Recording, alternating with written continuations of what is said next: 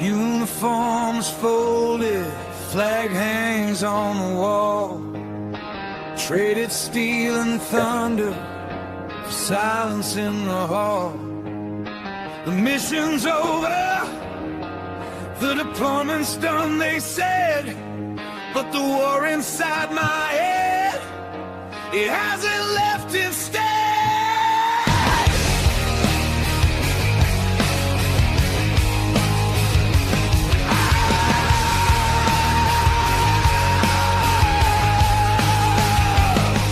Got the handshake, the thank you, the ticket back home.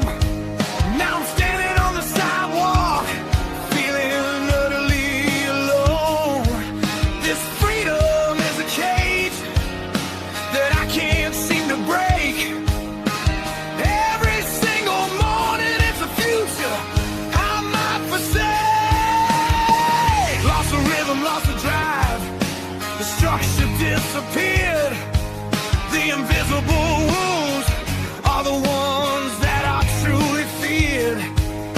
I'm walking on a wire, the pressure's coming down. Is there anyone listening in this lonely town? Full speed ahead after battle. All right, ladies and gentlemen, welcome to another episode of Full Speed Ahead After Battle here on the Military Broadcast Radio, where we give veterans a voice.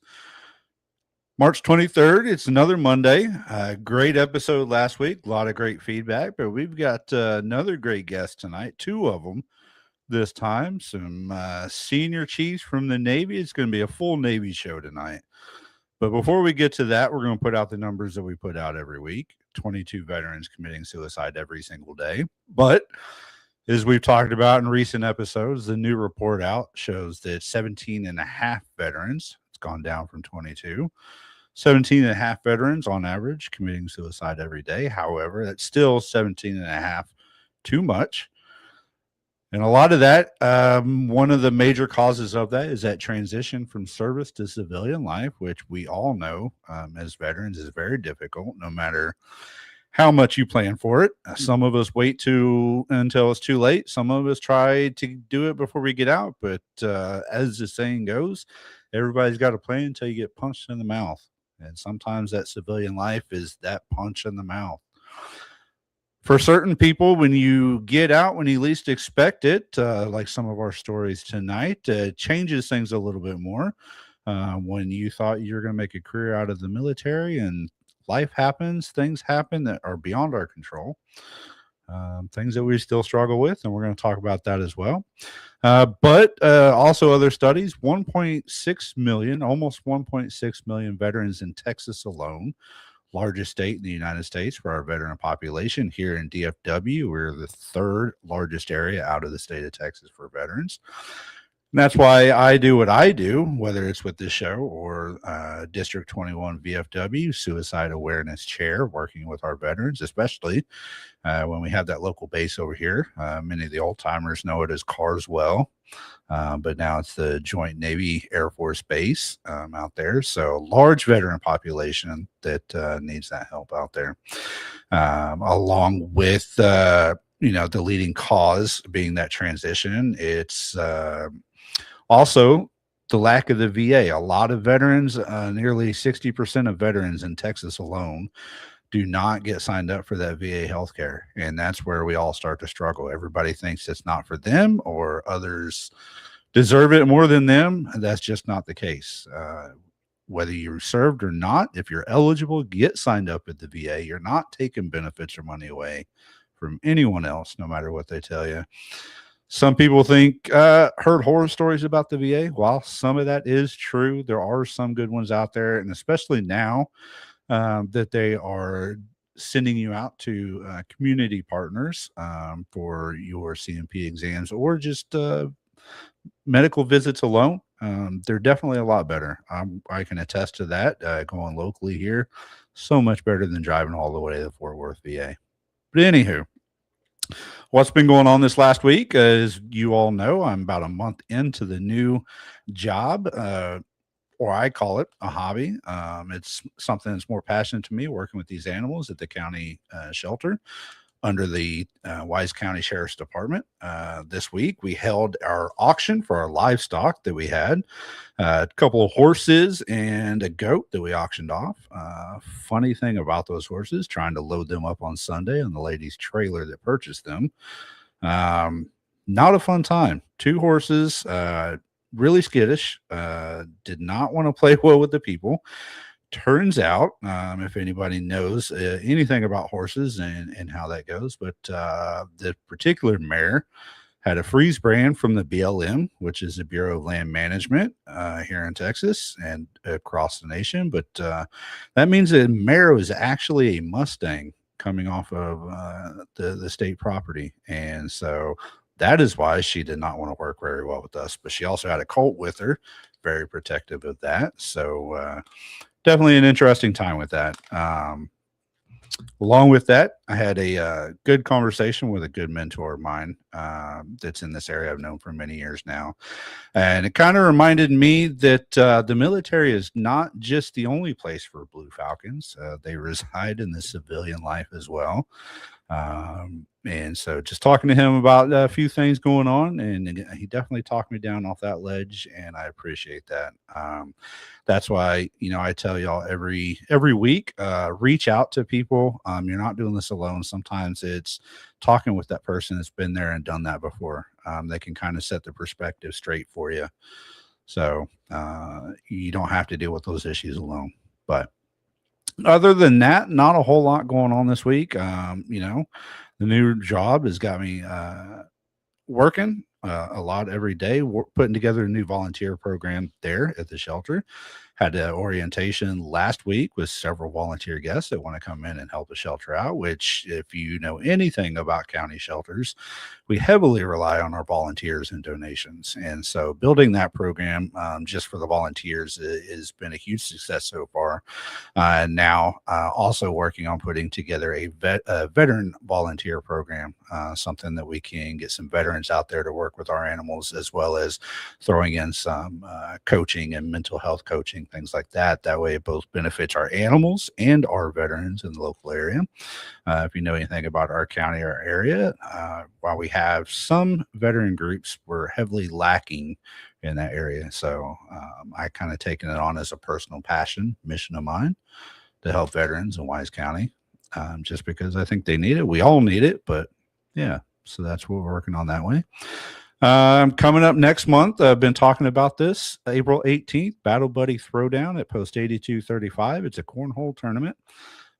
All funds raised are going to the Fort Worth chapter of the Irreverent Warriors. They'll be there, as well as a local doctor in his clinic. They'll be giving pressure point massages free of charge to anybody coming. MBR will be there with their table, their diet-tired shirts.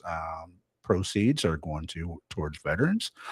We'll also have band, last call out there, a veteran band coming out. So make sure you stop by. You can find us on eventbrite.com at Battle Buddy Throwdown Cornhole Tournament. Come on, check us out, April 18th at 8235. Other than that, I know we're going to have a great discussion tonight. Like I said, it's going to be a full Navy show. So why don't we go ahead and bring our guests on? We're going to introduce them. We've got Leah and Geoff. Should probably figure that out before the show, right, Senior? But we'll get to that. But these guys, they've got they come together. They got a similar story, and it's something a little surprising that I think most people never thought that they would hear out of senior leadership in the enlisted ranks. But they're here to share their stories, helping others out. And so we're going to go to our interview of the week. The interview of the week is brought to you by Jersey Mike's, a sub above. Seniors, welcome to the show. Full speed ahead. How y'all doing? Doing great. Doing good. You got one senior chief and you got a master chief here too. Well, No, I wasn't going to go there. It's fine. I was going to say we got a bubblehead, but you know. Yeah. You're right. I- I messed that up. I got stuck on the senior part and then I skipped over the chief of the boat thing. I'm like, it'd be all right. No. I retired with the high 3 system, and I think I was only a master chief for 2 years, so I'm 2/3, Yeah. I guess. So Yeah. you got it. Only. all Don't take that from yourself, bro. Only. Only. Well, welcome tonight. Leah, we're talking again. We've talked before on Eva's show a little bit about your story tonight, but I'm glad to have you back and share your story again on my show. We focus on the transition, and I think you both have a unique perspective on the transition because, Leah, I know for sure you were not ready to get out, and so things were a little bit more difficult for you. And so why don't we just jump right into it? And Leah, I'll let you start it off. Introduce yourself and who you are, where you're from, all that good stuff. Thanks, Josh. Yeah, I am from upstate New York, cold area up there in the Albany area, and joined the Navy when I was 21. A little bit later, and really was excited about leaving New York. That was part of the gig of wanting to do that. And then when I found out that the Navy had photographers, I was all in on that. So really cool experience getting to be a photographer. And I did have a really amazing, exciting career. And I did plan on going a lot longer. My body gave out a little bit too soon and derailed what I thought was the best plans. As you said, we all have the best laid plans. Right. And even when I did realize that I was getting out, I thought that I put together another really, fail safe plan. I'm really type A personality. I love to have all the plans.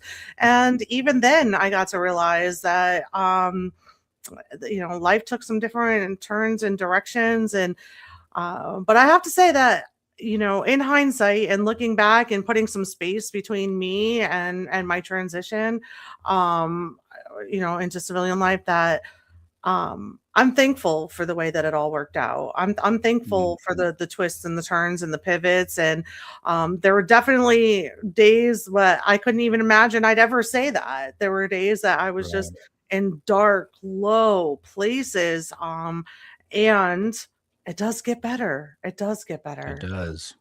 It does. And all those experiences just make you into the person you are today. And now you're helping people. And I've always thought that, everything happens for a reason. And whatever that reason may be, we don't know. But here you are. Your reason is SeaWaves, helping other people. And you're just kicking ass over there.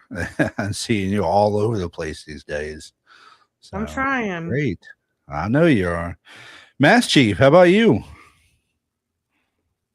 All right. Yeah, so my name's Geoff Walker. I joined the Navy in January of 2000 out of the Los Angeles MEPS. I grew up just north of LA. You can probably hear that when I say like too much and, in all my dialogue. I am a Californian at heart, even though I'll probably never wind up back there. But yeah. And I was on 4 different submarines, did a bunch of deployments on subs. I was all fast attack submarines. Similar to, Leah, to echo that, my career didn't necessarily end the way that I wanted it to, but I don't look back on my time in the Navy, with lament or regret or anything, because that all kind of shaped, the person that I am today and the things that I value in life. And, it was overall a good thing. And transitions challenging and complex, and I'm sure we'll have a lot to talk about as far as, our journeys. So I don't know, probably, I don't know how we want to segue into Leah and I's stories intersecting. But no, you're good. I got into, my big help, or what I want to help with the veterans, is that transition, because I was expecting to stay in 20 years as well. I got out at 8 years because under Obama, they were downsizing heavily at that time. And so as many people, I guess the Navy's a little bit different in their rank advancement, right? You take the test and you can pass it, but you still don't advance because you don't get high enough. And so I was advancing, but not hitting that sweet point. And after so many times, you're out, right? And they just kick you out. And so that's what happens to a lot of sailors, and you're not ready for that transition. And here you are. What do you do next, right? And so I think all three of us have that unique perspective of we weren't ready to get out. We got out because somebody else or our body said no, and we had to figure out what to do. And I ended up sleeping on my old man's couch, and trying to figure out what to do from there. And finally, I'm doing all right. But let's talk about you two. What was your extenuating circumstances that said your time's up and you got to figure out something else now? Sure. So Leah, do you want to go first? Or you want me to go first? You go first. Okay. So Leah and I actually met in treatment together. I struggled with an eating disorder while I was in the Navy. I developed it in the Navy because of the Navy. I did not have an eating disorder beforehand. Specifically, my drug of choice was bulimia nervosa. It sort of started out as a means of sort of an augmentation to the workout stuff. I just, as I got more senior and came up for making chief and stuff, I desperately did not want to have that, black eye on my record. So I started kind of doing those behaviors, and it just sort of manifested into something significantly more than just a means of like controlling weight. So I fought with that for about 10 years. Kept it hidden, as most people that struggle with eating disorders are very good at hiding it. I was on my COB tour, chief of the boat, which is effectively like a first sergeant or a command master chief on a submarine, senior enlisted, advisor to the captain. I was about 2 years into my COB tour, and I realized that I was not in control of this, monster that was on my back, and that it was just making me, I was not the best version of myself for my family, for my crew, for my sailors, for myself. So I raised my hand and I said, hey, I'm struggling with something and I don't know how to get a hold of it. Fortunately, I don't know. I think some of it, and there's probably barriers that might exist for sailors that are, of a more junior rank. I was taken pretty seriously when I came forward and said it. The embedded mental health guy that we had at the squadron there in Pearl Harbor, wonderful, wonderful guy. His name's Matt Raridan. He's Doc as I always knew him. He was the embedded mental health guy. I had a really good relationship with him because I was a big believer in people getting help, on the mental health front while they were in to, sort of doing the preventative maintenance of our minds, in order to stop things from getting to the point where they're out of control. As it turns out, I was pretty terrible at following my own advice. But anyways, when I went up and talked to him and we went through, like what the behaviors were, how frequent the behaviors were, it was like, hey, we really gotta get a hold of this, and hit this hard. Because this is going to kill you. So I was lucky and fortunate enough to find a treatment center that took male patients. And that treatment center was called Veritas Collaborative at the time. I think it's the Emily program now, right, Leah? Yeah, they got changed to a different school and different program kind of absorbed them. But anyways, this hospital facility had like 24 beds, maybe something like that. And then 2 chief petty officers wound up in there. And that was sort of the genesis of Leah and I's relationship, where it was sort of like, hey, like, what are the odds that there's 2, people that are in the military that, and, obviously having the connection is, as chief petty officers helped. But like, there's something going on here because as we talked, our stories were very similar. And yeah, so we met in treatment.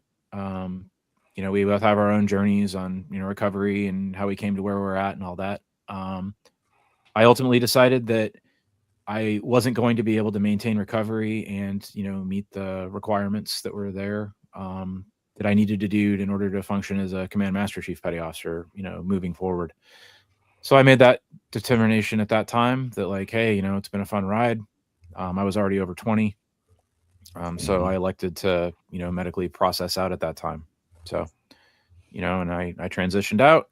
That was, I transitioned, man, almost 5 years ago, which sounds crazy because it still feels like it was yesterday. Right. Retired out of Pearl Harbor, moved out of South Carolina for a couple of years, worked in a steel plant, doing fabrication for the Navy on aircraft carrier stuff. And then ultimately I wound up taking a job up here in the Washington, D.C. metro area. I live in central Maryland, closer to Baltimore, actually, probably. But I'm a defense contractor. I do software development and testing for submarine trainers now. So, and I got 6 kids, all under the age of 18. So I'm pretty busy. That's my excuse as to why I don't get to help out as much.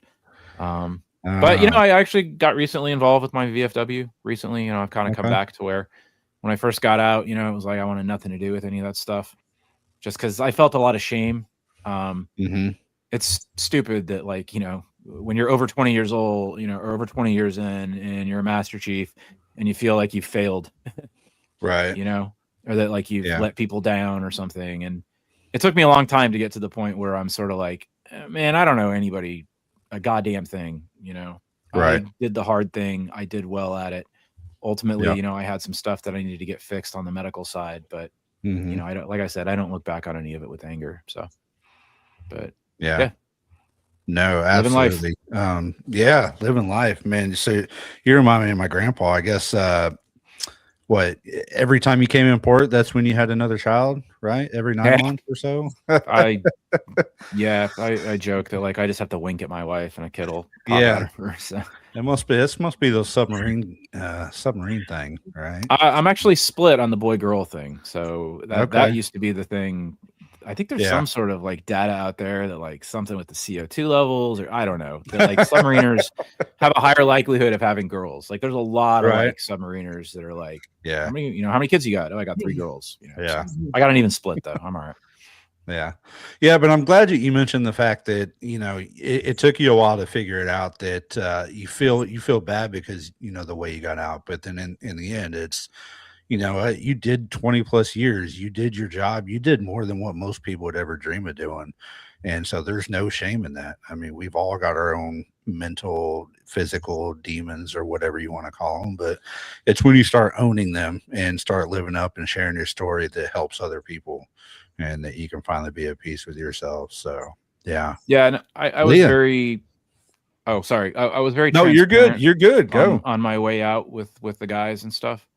I say the guys because I was on a fast boat that was all guys, so I'm using that term correctly.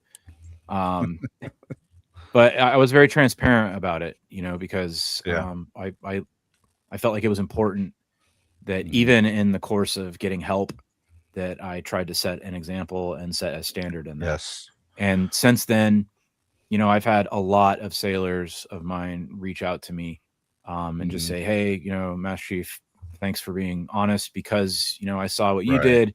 It enabled me to find the strength to go out and ask for help with this thing that I was dealing with, and that means like the world to me. That means so much more than anything else. Any operational thing that I did or whatever, just to know where there's like a kid out there that was like, hey, it mattered that you were still thinking of us on your way out. So and no, that's for the for the longest time, the Chiefs were looked at as like almost, I don't want to say cult, but what happens in the chief mess stays in the chief mess. You look out for each other and, you sweep things under the rug, and you guys can never do any kind of bad, right? That was always the, the rumors that, y'all can't get in trouble for anything, but it definitely means a lot to the junior guys and girls, when you start seeing khaki step up and admitting that, hey, look, we need to take care of something. We need to have this discussion. It's not just us. There's other people. And, you know, there's people like y'all out there that are killing yourselves to stay underweight when you still see some khakis and other people out there that are 500 pounds. And it's like, how are you guys staying in doing what you do when there's people like us trying to kill ourselves to be able to stay in? It just, you know, doesn't make sense. There's a lot of questions and resentment, I think, from some of the people. But yeah, Leah, your story. I don't want to lose you. So no, there's a lot of similarities, and there's some differences. One of the differences with me is that I had my eating disorder before service. I was 11. But I was at an event on Friday, and we saw in the chat there, Eva said, hey Leah, long time no see. Eva has, you know, another podcast. And I saw her at this event at the Military Women's Symposium in North Carolina. And they this is the Valkyrie Project, and they put out this whole research data that they've been doing, and they put out that 65% of women, now granted, this is the Military Women's Symposium, this doesn't mean that this isn't impacting our males, because clearly it is, but the data on the women's side was that 65% stated that they have to do things to shrink their body to feel like they're within standards. But it also showed that 81% had a distorted view of what the standards were for their body. So Geoff's point of this developed as a way of navigating standards, and then you know, it kind of grows into other things. Like he uses very distinct words that if you clue in on it, you know, I think it's a part of my public affairs background, and B, part of my neurodivergence that I clue in on like certain words. And he said my drug of choice, and that is, oh my goodness, that just says so much in that, is because we look at coping mechanisms, right? So there's a whole bunch of reasons and ways that eating disorders develop. One huge indicator, the main indicator that they see, is intentional weight loss. Dieting is the main indicator of developing an eating disorder. And so then you start doing these things, they become coping mechanisms, right? The military says zero drug policy. True. Great. Next. Then we say, hey, we teach people how to not misuse alcohol. You know, okay. Now, I mean, whether that works or not in the Navy, probably a completely different conversation than maybe some of the other branches.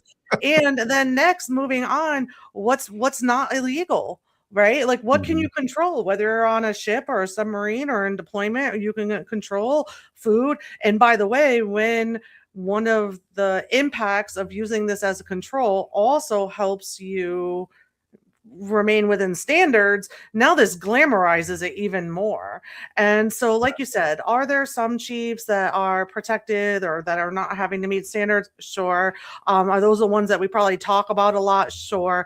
I don't think that that's the majority whatsoever. And a lot of us, especially the people that took that role and advancement very seriously, that almost made me worse in my eating disorder, because I had so much respect for the anchors and the uniform and setting the tone and setting the role. So not only did I want to just not fail, right, and as just said, have that black eye in my record or on myself, or be considered that, I also wanted to be the smallest version of myself, because to me, that was the most professional. That was the best. That's what made the khakis look the best. So it wasn't even just pass or fail. It was, if I'm going to step on that scale in front of junior sailors, peers, my boss is walking by, that goes in my, that's going to be the lowest number that I can make it, because it's going to get written down and put in my record. So that was a whole tangent to say, the difference was had my eating disorder earlier on in life. I thought that I was better from it when I joined. And then for all the reasons that we just talked about, it just kind of wasn't something I could leave in my past. And so for me, it was a combination of anorexia and purging. That's now we now have a diagnosis for that. In the beginning of my career, we didn't. That's called OSFED. It falls under OSFED. And this is other than specified, not otherwise specified eating disorder. Basically, what that means is that I didn't completely qualify for anorexia because there's a weight requirement for that. Less than 6% of people with an eating disorder fall into the underweight category, but for that diagnosis, you do. And I didn't qualify for a bulimia diagnosis because I had never experienced binge episodes. And so I didn't qualify for that. So for a long time, there really wasn't even an eating disorder diagnosis in the diagnostic criteria for me. And so it kind of came to that same thing as with Geoff of just, I pushed as hard as I could, as long as I could, as far as I could, until my mind and my body said like, danger, danger, danger. I ignored that car maintenance light that we see. I ignored that for a really long time for all the other reasons. Another difference between me and Geoff, and actually Geoff's transparency and bravery had a big impact on me working through this, but I really, really struggled to tell my team anything. And so when I left my ship to go to treatment, nobody knew what the reason was. I lied, denied, cried, distracted, all the things. There's just so much shame, and thinking that I could handle it on my own, and I didn't want to have to explain it, and I didn't want to have to say it out loud, all the way up into I even founded my organization. I truly wanted to be able to found this organization and not be the face of it and not have to admit my own eating disorder. It's taken a lot of uncomfortable moments and growth, and Geoff being so open and transparent, even on social media, because you got to think I have a public affairs background. So I was, really trained to put personal stuff on social media, right? And, all those things I'm extra, or was now, and seeing his example of no, if this causes just one more person to talk about it, or one more person to seek help, or one more leader to be able to recognize it in their person, or a family member to be able to recognize it in their person, eating disorders thrive in the dark. They grow like that, like mold, right? Like in the dark. And so that's really why we say like shining a light on it. We're like shining a light so that people can learn about it, educate about it, so it doesn't grow like that. And to just kind of expose something that a lot of people have been coming lately on different things of, my gosh, this has been held in secretiveness for so many decades. So seeing him on my first day of treatment, he was there before I was, and he called me sis, and I knew that he knew that I knew that he knew that we were in the Chiefs mess, and I was like, oh my god, a secret code y'all got. We have a little code. We did the handshake. But it was important because I felt like I just felt like so alone. I didn't belong. I felt like nobody there spoke like the military language or the Navy language, or like you said, our own little code language. So to have somebody there, and then it kind of already confirmed what I was already sort of knowing through my leadership of, I could recognize eating disorders in other people. I mean, I'm no doctor, so I don't diagnose anybody, but I was recognizing these behaviors because I came in with this diagnosis, right? And so seeing two of us active duty, actually from the same base even, there was like, okay, there's more. And that's what led me after discharge to start doing more research, to then think about, and also my, journey to getting treatment was much more difficult. And so Yeah. my process, my thought was, if me as a senior chief had difficulty accessing life-saving resources, then who else? Right. So, Geoff, what made it so easy for you to come out and say it before you left? Unlike, Leah said she had to try and almost hide it from her commander. Was it just more of, I want to be, I want to show set the example? So I think that there was a lot. I mean, the submarine community is a pretty small community. So when I got taken off, it wasn't like I walked off the brow and was like, hey, I threw up walking across the brow or something, but it was very taboo, for if a cob leaves his job. There's only like 10 of them or whatever, or a dozen of them on the waterfront at any given time. And those guys all know each other, and it's like, it's very like it was a lot of like whispers, is like what happened and like all this stuff. So I kind of like wanted to like clear the air with it.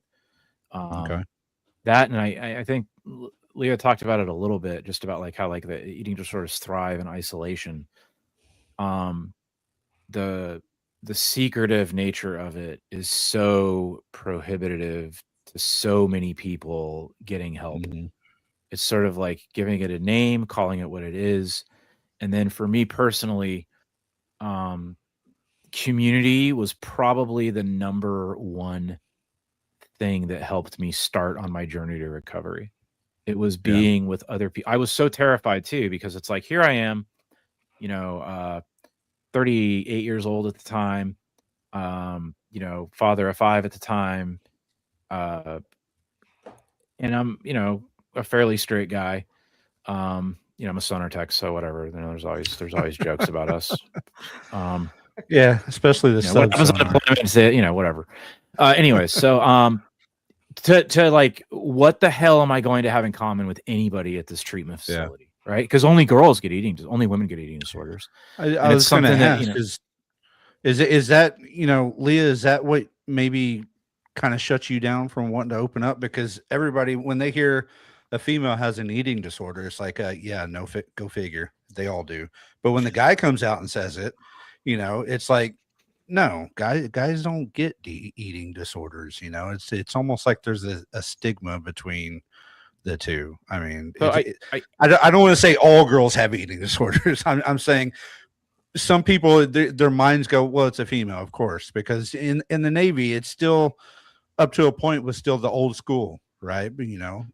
But Leah touched on it, right, about the behaviors or having a poor body image or whatever. Yeah, sure, that's stronger in women, but men struggle with that too. We just suck about talking about it, like everything else, right? Well, there you go.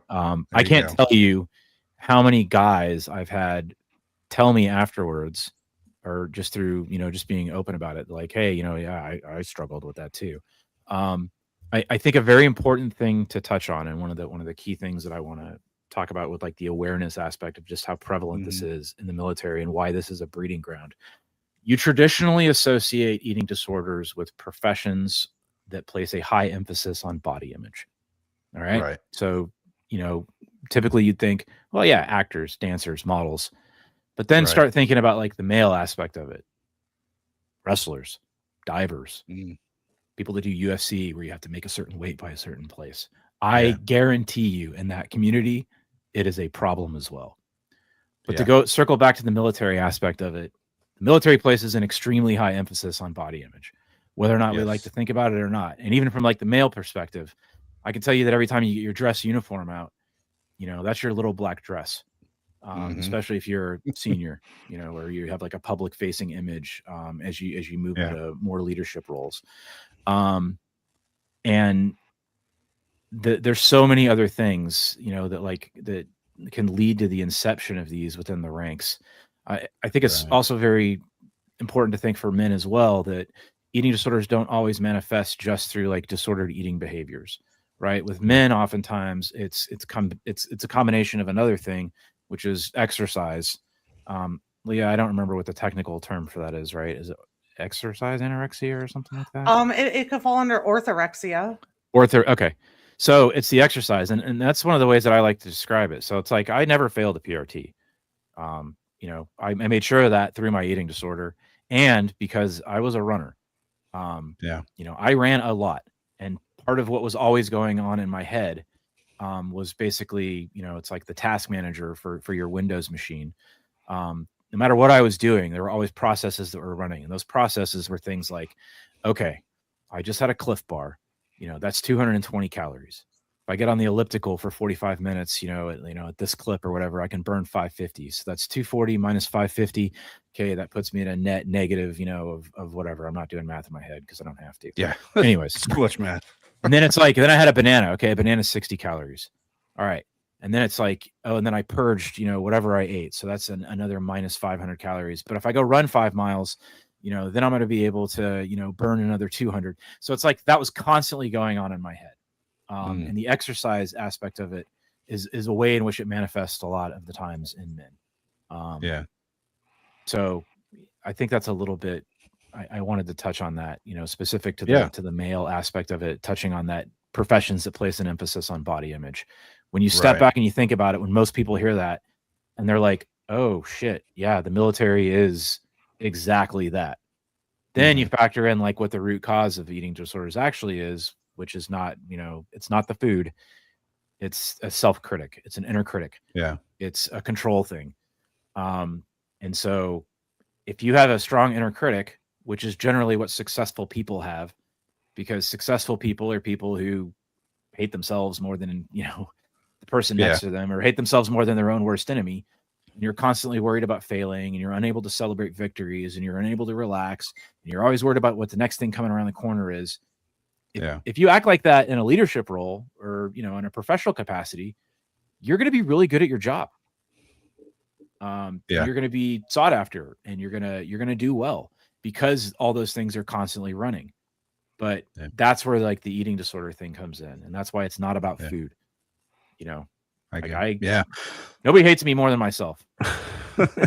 So let's get into the transition talk then, because as we said earlier, both of y'all had kind of unexpected getting out, right? You weren't planning for it. And you would think when senior enlisted like yourselves are getting out, you've got game plans, you've got the experience, you can easily jump into something different. But disorders, I'm sure, do not go away. So it's something you're constantly managing. And then now you're in a whole new world of a place that you don't know, trying to find your new mission, your new purpose in life. And so what was it that kept y'all going or got you going? Was it the networking with your family? Was it each other or shipmates? Or, what helped you get going in your new purpose in life? I'll take that one first, bro. For me, it was a lot of flailing around until I founded SeaWaves. Because what that did for me was it gave me a purpose.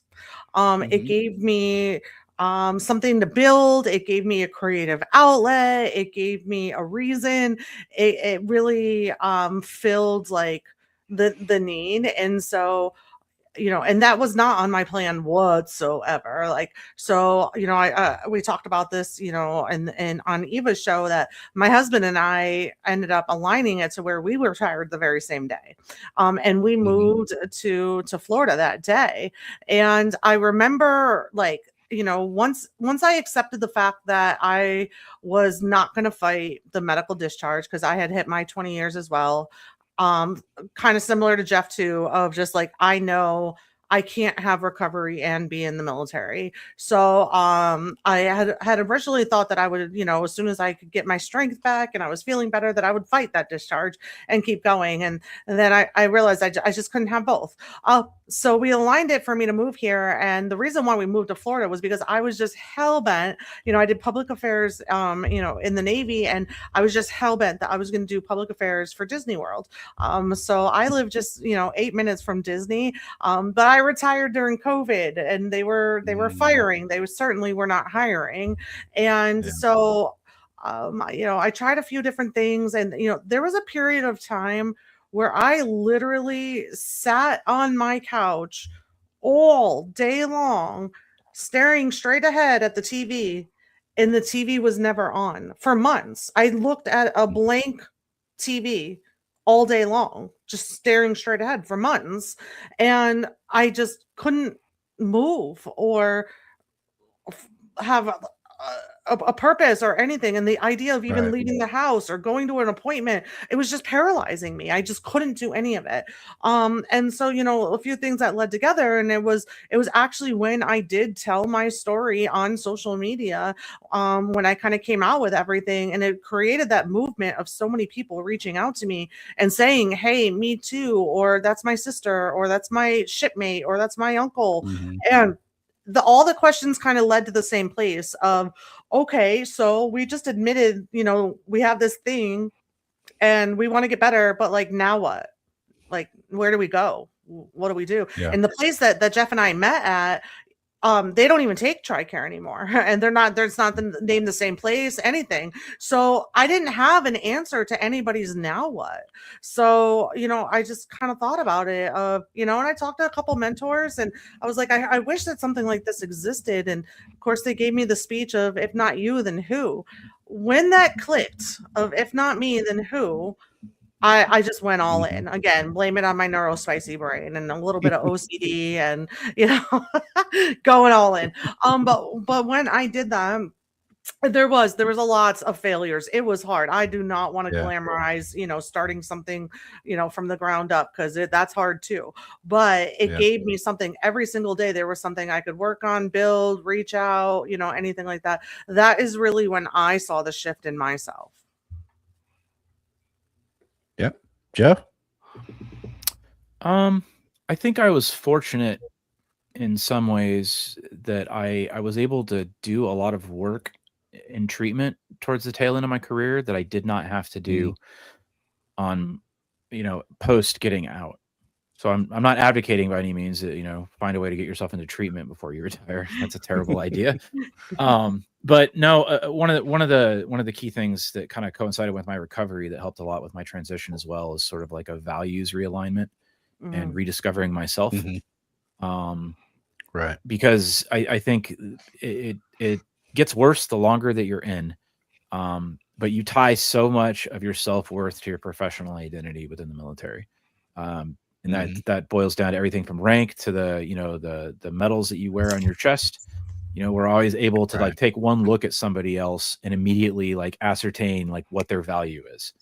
I could look at somebody and I don't see sea service ribbons and I'm like, they're useless. Like, so it's like, you weren't real Navy then. So yeah, you find ways to, incorporate tribalism and stuff. But so anyways, with that values work though, I was able to discover where Master Chief Walker ended and where Geoff was at. And it turns out like Geoff really likes art. Geoff likes skateboarding. Geoff loves his family. Geoff doesn't like lying to his wife. And those are all things that were, misaligned, because of my eating disorder that I wasn't, just sort of like hiding or masking or compensating for things. So I did a lot of that work kind of before getting out.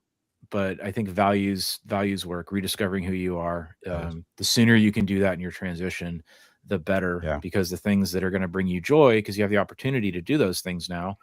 The sooner you find those things out and disconnect your professional identity from your self-worth in a very drastic way, the better your transitions will be. Yeah, because you can keep some of those things that you were while you served, but you've got to understand that now that you're out, it's a whole different ballgame, right? You're not waking up and putting on a uniform and doing the same thing every day, 3 meals a day, and now you have the options of what to do. So you've got to find that new passion of yours or that new mission in life and focus on that and what's important to you, what's going to make you happy now, instead of just taking orders all day every day.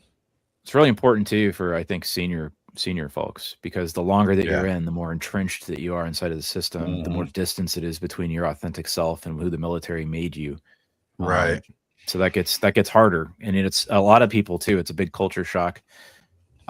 is just how little anybody gives a crap about what your rank is. Even if, like, it's funny, I joke around. I work with a bunch of guys that, are E5s, E4s, E6, and those guys run circles around me at work. Like I joke with them, like, this is their opportunity to haze a master chief, because they're great guys. I love working with them, but like, they're smarter than me, and nobody gives a crap about, the fact that I was a master chief. Right. They give me more shit for it, actually, than anything. Yeah. So Leah, let's get back to SeaWaves real quick.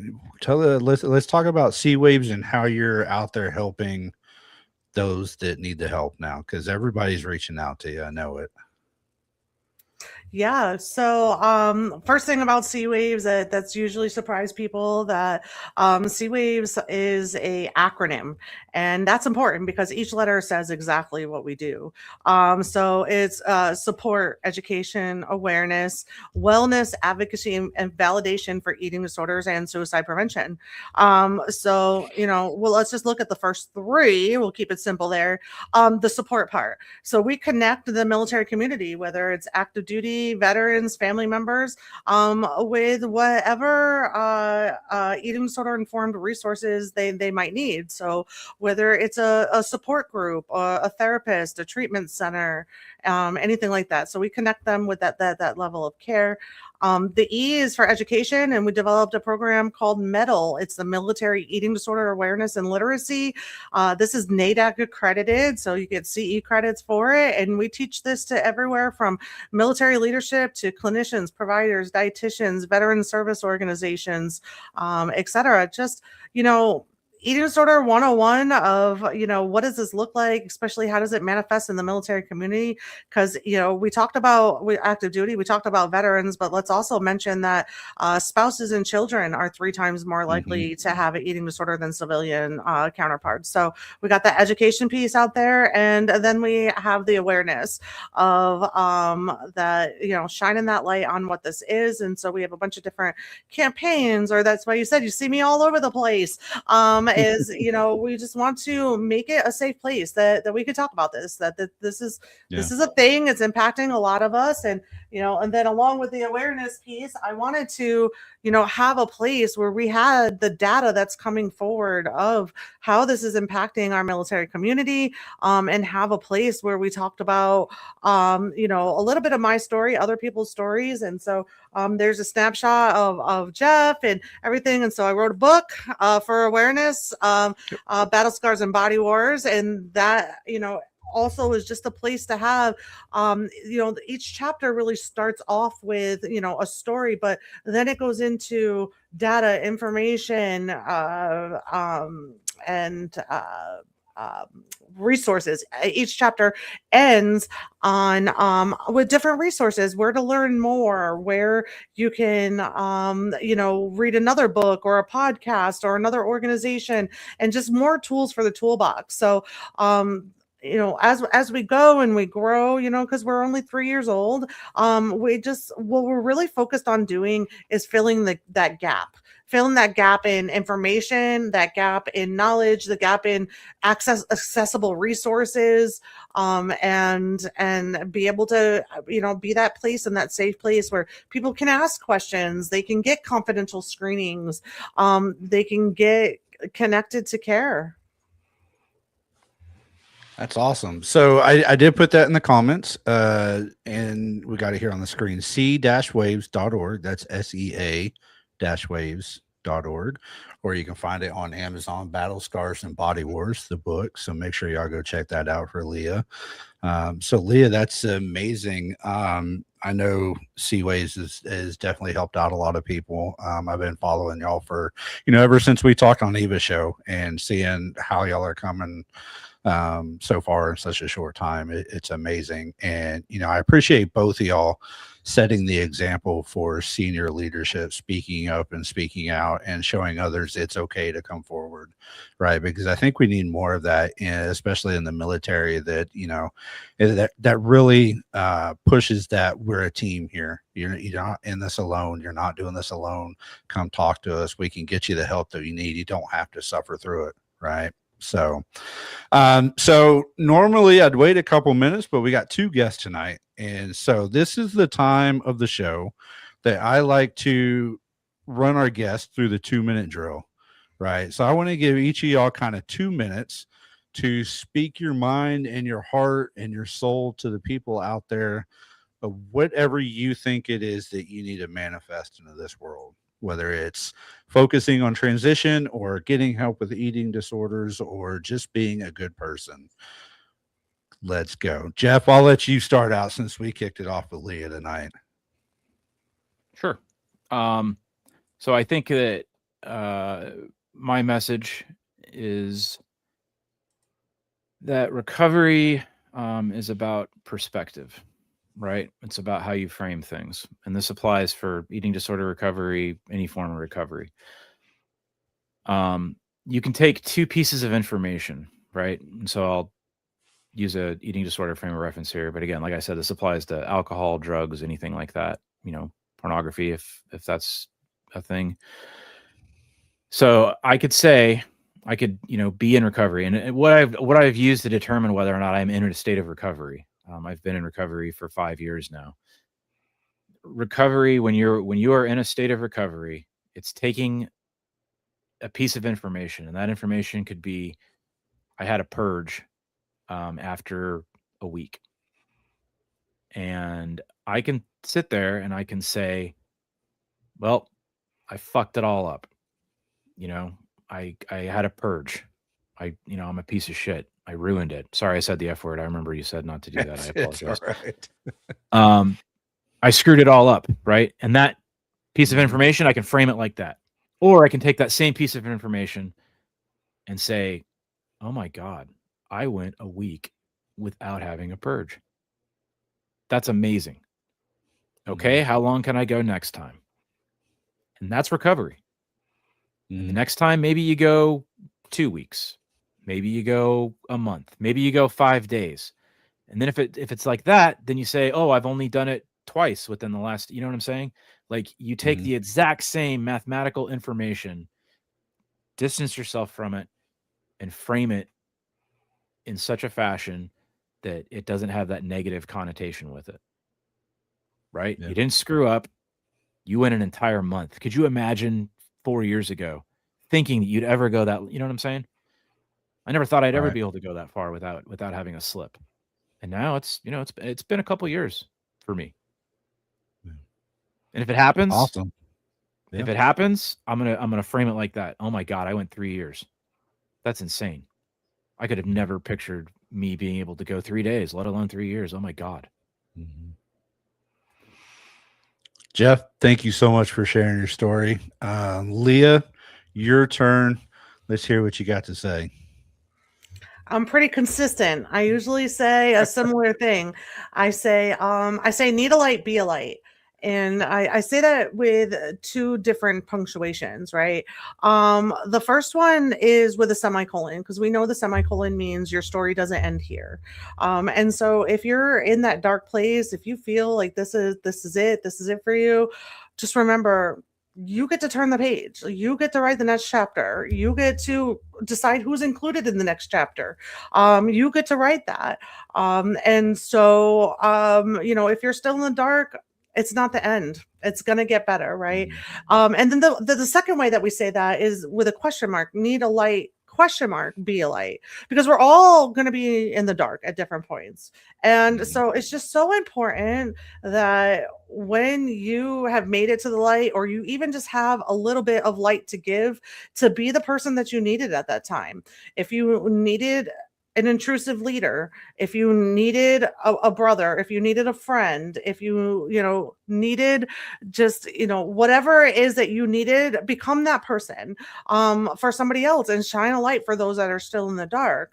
And they really work together, because as we talked about, what was my turning point with SeaWaves was finding a purpose. So while I was working on shining light for other people, when I stopped, I realized I was illuminating my own path. I was giving myself a way forward and purpose too. I wasn't able to frame it that way initially. It was easier to do for others. But it ended up doing that for me too. So yeah, just, if you're in the dark, remember, it's not going to be that way forever. If you've made it to the light side of things now, it's your obligation to shine a little light back for those still in the dark. Yeah. Thank you so much, Leah. Well, Leah, Geoff, it's been great having y'all on Full Speed Ahead tonight. Thank you so much for not only coming on and sharing your story, but setting the example for any leader out there, really, right? It's showing your team and the people around you that it's okay to come forward and ask for that help, because like we all said, from day one of boot camp, you're not in this alone. You got your battles next to you the entire way. You still have battles next to you. It looks a little bit different. They're not in uniform now, but they're still there. You got to reach out and ask for the help and just continue to help the people. And recovery doesn't come on day one. You're right. It takes days. It takes weeks. It's a constant battle. And so don't give up. Keep going forward. So thank y'all so much for coming on, and I appreciate you. And I can't wait to have y'all back someday. Thank you. Thanks, Josh. Right. Thanks, Geoff. Thanks. Mm-hmm. Bye. All right, y'all. You heard it from Leah and Geoff yourself tonight. Like I just said, recovery is not a success, overnight success.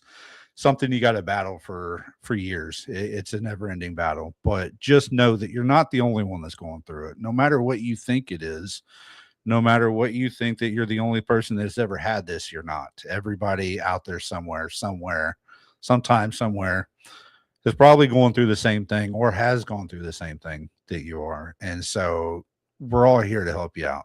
Even if I'm not going through the same thing you are, reach out, ask for help, because we're all in this together. We serve together. We want to see you be successful after service together, right? And like Geoff said, and part of that transition, you got to reassess who you are. You're no longer that sailor or that Marine or whoever you were in uniform serving day in and day out. While there are still parts of you still there, you're a different person now in the civilian world, and it's okay. You just got to reassess yourself, find out what you're passionate about, find out who the new you is, and find that next step forward. And again, you're not going to find it on day one. It's going to take some work, and a lot of times it's hard work. But there's people out there like Leah, there's people like Geoff, SeaWaves. Go find them. They're willing to work with you. They're willing to help you out. They've been there. They've done that. You don't have to fight it alone. So next week, we got Lori Kendall coming in. She's a mother of some service members, an author, coach, mentor, all those good things. We're going to be coming in sharing her story. So make sure you tune in next week. And we'll have another great show. So, again, thanks to Leah and Geoff for coming on tonight. That is going to be the end of this show for this evening. We'll see you next Monday, 7 Central, right here on MBR, where we give veterans a voice. Thanks for tuning in to Full Speed Ahead After Battle.